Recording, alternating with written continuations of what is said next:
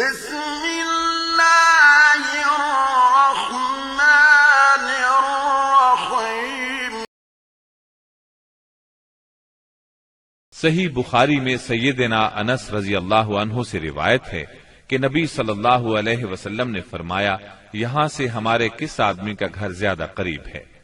سیدنا ابو ایوب انصاری رضی اللہ عنہ فوراً بول اٹھے، اے اللہ کے رسول، میرا یہ دیکھیے، یہ رہا میرا مکان اور یہ رہا میرا دروازہ۔ نبی کریم صلی اللہ علیہ وسلم نے فرمایا، جاؤ اور ہمارے لیے قیلولہ کی جگہ تیار کرو۔ انہوں نے عرض کی، آپ دونوں حضرات تشریف لے چلیں، اللہ برکت دے۔ اس طرح میزبانی کا شرف سیدنا ابو ایوب انصاری رضی اللہ عنہ کے حصے میں آیا۔ جب رسول اللہ صلی اللہ علیہ وسلم مدینہ منورہ میں قیام پذیر ہو چکے تو آپ نے سیدنا زید بن حارثہ اور سیدنا ابو رافع رضی اللہ عنہما کو مکہ معظمہ بھیجا۔ وہ نبی کریم صلی اللہ علیہ وسلم کی دونوں صاحبزادیوں سیدہ ام کلثوم اور سیدہ فاطمہ، ام المومنین سیدہ سودا، ام ایمن اور سیدنا اسامہ بن زید رضی اللہ عنہ کو ساتھ لے آئے۔ ان کے ہمراہ سیدنا ابو بکر صدیق رضی اللہ عنہ کے فرزند عبد الرحمن بن ابی بکر بھی اپنے گھرانے کے افراد سیدہ ام رومان، سیدہ عائشہ اور سیدہ اسماء رضی اللہ عنہن کو لے کر مدینہ منورہ آ گئے۔ اب نبی اکرم صلی اللہ علیہ وسلم کی مدنی زندگی شروع ہوئی۔ اس دور کو 3 حصوں میں تقسیم کیا جا سکتا ہے۔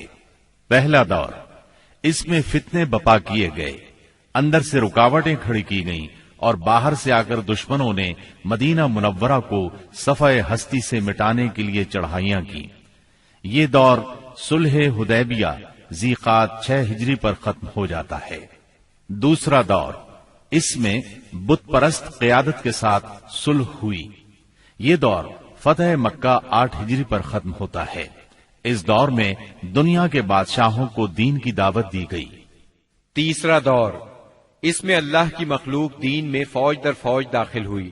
اسی دور میں مدینہ منورہ میں مختلف قوموں اور قبیلوں کے وفود آئے۔ یہ دور نبی اکرم صلی اللہ علیہ وسلم کی حیات مبارکہ کے آخری دنوں تک ہے، یعنی ربیع الاول 11 ہجری تک۔ مدینہ منورہ پہنچنے کے بعد نبی کریم صلی اللہ علیہ وسلم نے سب سے پہلے مسجد تعمیر کرنے کا فیصلہ فرمایا۔ جس جگہ آپ کی اونٹنی بیٹھی تھی وہ جگہ بنو نجار کے 2 یتیم بچوں سہل اور سہیل کی تھی۔ آپ نے اس زمین پر مسجد بنانے کا ارادہ فرمایا۔ آپ نے بنو نجار کے لوگوں کو بلا بھیجا۔ وہ حاضر خدمت ہوئے تو آپ نے ان سے مسجد کی تعمیر کی بات کی۔ انہوں نے زمین بطور ہبہ قبول کرنے کی درخواست کی، لیکن آپ نے اس زمین کو بغیر قیمت کے لینا پسند نہ فرمایا۔ آپ نے یہ زمین قیمتاً خریدی اور بنفس نفیس مسجد کی تعمیر میں شریک ہوئے۔ اس زمین میں مشرکین کی چند قبریں اور غرقد کے چند درخت بھی تھے۔ رسول اللہ صلی اللہ علیہ وسلم نے مشرکین کی یہ قبریں اکھڑوا دیں اور کھجوروں اور درختوں کو کاٹ کر قبلے کی جانب لگا دیا۔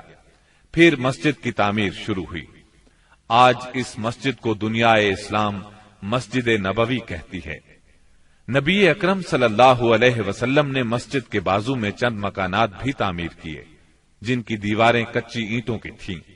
ان پر کھجور کے تنے رکھے گئے، پھر ان پر کھجور کی شاخیں اور پتے بچھائے گئے۔ یہ ازواج مطہرات کے حجرے تھے۔ ان حجروں کی تعمیر مکمل ہو جانے کے بعد آپ صلی اللہ علیہ وسلم سیدنا ابو ایوب انصاری رضی اللہ عنہ کے مکان سے یہاں منتقل ہوئے۔ مسجد نبوی صرف اسلامی تعلیم کی ادائیگی کے لیے نہیں تھی، بلکہ یہ ایک یونیورسٹی تھی جس میں مسلمان اسلامی تعلیم حاصل کرتے تھے۔ اس مسجد کا صحن ایک ایسی جگہ تھی جس میں مدتوں جاہلانہ نفرت، عداوت، کشاکش اور باہمی لڑائیوں سے دوچار رہنے والے قبائل کے افراد اب میل ملاپ اور پیار و محبت سے بیٹھتے، دین کی تعلیم حاصل کرتے اور یہ تعلیم اپنی عورتوں تک پہنچاتے تھے۔ یہ ایک مرکز تھا۔ اسی مرکز سے اس ننھی سی اسلامی ریاست کا نظام چلایا جاتا تھا اور مختلف قسم کی مہمات یہاں سے بھیجی جاتی تھیں۔ اس کے علاوہ اس کی حیثیت ایک پارلیمنٹ کی بھی تھی جس میں مجلس شورا اور مجلس انتظامیہ کے اجلاس منعقد ہوتے تھے۔ ان تمام امور کے ساتھ ساتھ مسجد نبوی فقراء اور مساکین کی ایک کافی بڑی تعداد کا ٹھکانہ بھی تھی۔ یہ وہ لوگ تھے جن کا کوئی مکان نہیں تھا، جن کے پاس کوئی مال تھا، نہ بیوی بچے تھے۔ انہی اصحاب کو اصحاب صفہ کہا جاتا ہے۔ اب مسلمان پانچوں نمازیں باجماعت ادا کرنے کے لیے حاضر ہو رہے تھے اور اس کے لیے وہ وقت کا اندازہ لگاتے تھے، مگر دقت یہ تھی کہ کوئی بہت پہلے آ جاتا تھا تو کوئی دیر سے پہنچتا۔ چنانچہ نبی کریم صلی اللہ علیہ وسلم اور مسلمانوں نے مشورہ کیا کہ کوئی ایسی علامت اختیار کی جائے جس سے سب کو وقت کا پتہ چل جائے۔ سیدنا عمر رضی اللہ عنہ نے کہا، کیوں نہ کسی آدمی کو بھیج دیا جائے جو الصلاۃ جامعۃ یعنی نماز جمع کرنے والی ہے پکار دیا کرے۔ رسول اللہ صلی اللہ علیہ وسلم نے یہی رائے قبول کی اور اسی پر عمل کیا۔ پھر عبداللہ بن زید بن عبد ربہ انصاری رضی اللہ عنہ نے خواب میں اذان سنی اور آ کر رسول اللہ صلی اللہ علیہ وسلم کو خبر دی۔ آپ نے فرمایا، یہ سچا خواب ہے۔ پھر آپ نے حکم فرمایا کہ وہ سیدنا بلال رضی اللہ عنہ کو یہ کلمات القاء کرتے جائیں اور بلال پکارتے جائیں، کیونکہ ان کی آواز زیادہ بلند اور سریلی ہے۔ چنانچہ سیدنا بلال رضی اللہ عنہ نے اذان کہی۔ ان کی آواز سن کر سیدنا عمر رضی اللہ عنہ اپنی چادر گھسیٹتے ہوئے آئے اور بولے، اے اللہ کے رسول، اللہ کی قسم میں نے بھی خواب میں یہی الفاظ سنے ہیں۔ اس سے اس خواب کی مزید تائید ہو گئی اور اسی روز سے یہ اذان اسلام کا شعار بن گئی۔ مسجد کی تعمیر سے فارغ ہو کر رسول اللہ صلی اللہ علیہ وسلم کو ان مہاجرین کی فکر لاحق ہوئی جو مکہ معظمہ سے بے سر و سامان نکلے تھے، صرف ایمان اور اسلام کی دولت ساتھ لائے تھے۔ چنانچہ آپ نے مہاجرین اور انصار کے درمیان رشتہ اخوت یعنی بھائی چارہ قائم کرنے کی طرف توجہ فرمائی۔ آپ نے انصار کو سیدنا انس بن مالک رضی اللہ عنہ کے گھر جمع فرمایا۔ مہاجرین کی تعداد 45 تھی۔ آپ مہاجرین اور انصار میں سے ایک ایک کو بلاتے گئے اور فرماتے گئے، تم بھائی بھائی ہو۔ پھر ہوا یہ کہ یہ اخوت حقیقی اخوت سے بھی بڑھ گئی۔ اس موقع پر انصار نے جس فیاضی، ایثار اور میزبانی کا مظاہرہ کیا، انسانی تاریخ اس کی مثال پیش کرنے سے قاصر ہے۔ انصار نے مہاجر بھائیوں کی حیثیت مہمانوں کی نہ رہنے دی، بلکہ انہیں اپنی جائیداد اور کاروبار میں برابر کا حصے دار بنا لیا۔ اس طرح مہاجرین بہت جلد اپنے پیروں پر کھڑے ہو گئے۔ مہاجرین سے یہ انصار کی محبت ہی کا نتیجہ تھا کہ انہوں نے نبی صلی اللہ علیہ وسلم پر اپنے کھجوروں کے باغات پیش کیے کہ آپ ان باغات کو ان کے اور مہاجرین کے درمیان تقسیم کر دیں۔ آپ نے انکار فرمایا تو انصار نے مہاجرین سے کہا، آپ لوگ کام کر دیا کریں، ہم پھلوں میں آپ لوگوں کو شریک کر لیں گے۔ آپ صلی اللہ علیہ وسلم نے اس تجویز کو پسند فرمایا۔ سیدنا سعد بن ربیع رضی اللہ عنہ بڑے مالدار انصاری تھے۔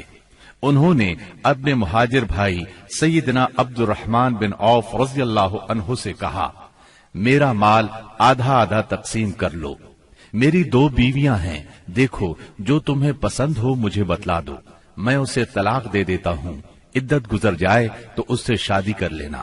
یہ سن کر سیدنا عبد الرحمن بن عوف رضی اللہ عنہ نے فرمایا، اللہ آپ کے اہل اور مال میں برکت دے، مجھے آپ بازار کا راستہ بتا دیں۔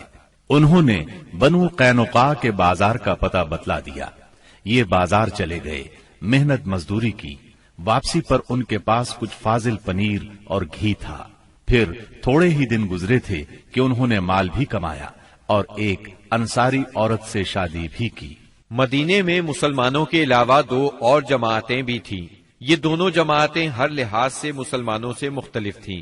ان کا عقیدہ، دین، مصلحتیں، ضروریات، جذبات اور احساسات بالکل مسلمانوں کے خلاف تھے، اور یہ دونوں جماعتیں تھیں مشرکین اور یہود کی۔ چنانچہ نبی اکرم صلی اللہ علیہ وسلم نے ایک عہد و پیمان مسلمانوں کے مابین کرایا اور ایک دوسرا عہد و پیمان مسلمانوں اور مشرکین نیز مسلمانوں اور یہود کے درمیان کرایا، اور اس بارے میں ایک تحریر بھی لکھی گئی۔